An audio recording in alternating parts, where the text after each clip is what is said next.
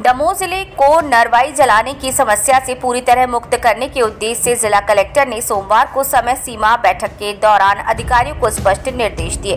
Collector ने कहा कि कृषि विज्ञान केंद्र और एग्रीकल्चर इंजीनियरिंग विभाग मिलकर ठोस रणनीति तैयार करें और उस पर तुरंत अमल शुरू करें ताकि आगामी वर्षों में नरवाई जलाने की घटनाओं पर पूरी तरह से रोक लगाई जा सके। इस बैठक में सीईओ जिला पंचायत प्रवीण फुल पगारे, एडिशनल कलेक्टर मीना मसराम सहित सभी एसडीएम और जिला स्तरीय अधिकारी उपस्थित रहे।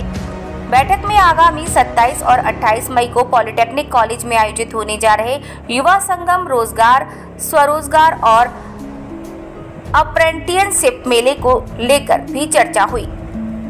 कलेक्टर ने बताया कि जिले में 34 झोला छाप डॉक्टरों की रिपोर्ट मुख्य चिकित्सा और स्वास्थ्य अधिकारी को भेजी जा चुकी है। संबंधित अधिकारियों को निर्देश दिए गए हैं कि वे समय सीमा में कार्यवाही की रिपोर्ट प्रस्तुत करें।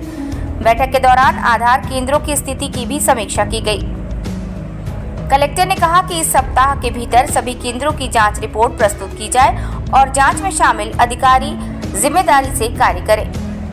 कलेक्टर ने आम नागरिकों से भी अपील की कि यदि जिले में कोई जीर्ण शीर्ण अथवा क्षतिग्रस्त भवन दिखाई दे जो दुर्घटना का कारण बन सकता है तो उसकी सूचना तुरंत दमोह हेल्पलाइन पर दें। डायरिया प्रभावित गांव के लिए विशेष कार्य योजना तैयार करने के निर्देश दिए। गत वर्ष जिन गांव में डायरिया फैला था उनके लिए इस बार विशेष तैयारी के निर्देश दिए गए हैं।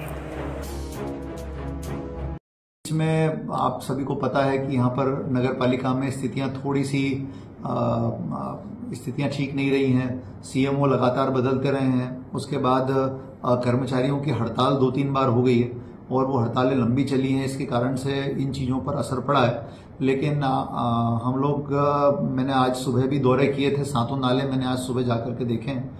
मैंने अभी सीएमओ नगर पालिका को निर्देशित किया है कि आप युद्ध स्तर पे जो है सबसे पहला हमारा टारगेट ये होना चाहिए कि जो 7 नाले हैं ये बिल्कुल क्लीन हो जाए।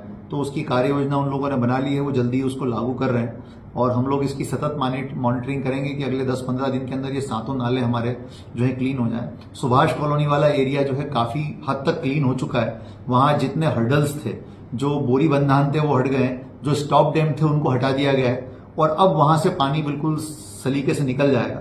आज मैंने सीईओ जिला पंचायत को भी भेजा था वहां पर। तो जो ग्रामीण क्षेत्र का जो इसका हिस्सा है उसका जलगंगा अभियान के अंतर्गत वो गहरीकरण का काम शुरू कर रहे हैं। तो इस लिहाज से ये काम हमारी पहली प्रायोरिटी ये है। अब इसके बाद जो नंबर 2 पर फिर बाकी के जो नालियां हैं उनको साफ करना और उनका गहरीकरण की बात आती है, उसके लिए भी नगर पालिका काम करेगी। तो कुल मिलाकर के ये हमारा प्लान है आगे का।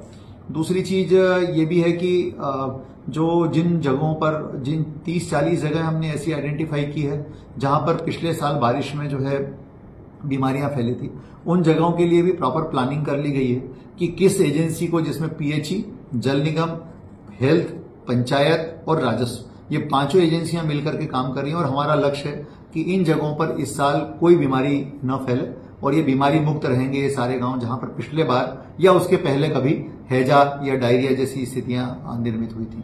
तो कुल मिलाकर के निश्चित रूप से परिस्थितियां थोड़ी चुनौतीपूर्ण हैं, लेकिन हम काम कर रहे हैं कि कहीं भी हमारे लोगों को दिक्कत न आए। और मैंने ये भी निर्देश दिए हैं कि अब थोड़े दिनों के अंदर हम कुछ इमरजेंसी उड़न दस्ते गठित कर रहे हैं नगर पालिका में, जो तुरंत यदि कहीं से भी ऐसी सूचना मिलती है तो तुरंत जाकर के और वहां पर काम करेंगे। तो ये उड़न दस्ते गठित करने का काम भी हम लोग करने जा रहे हैं।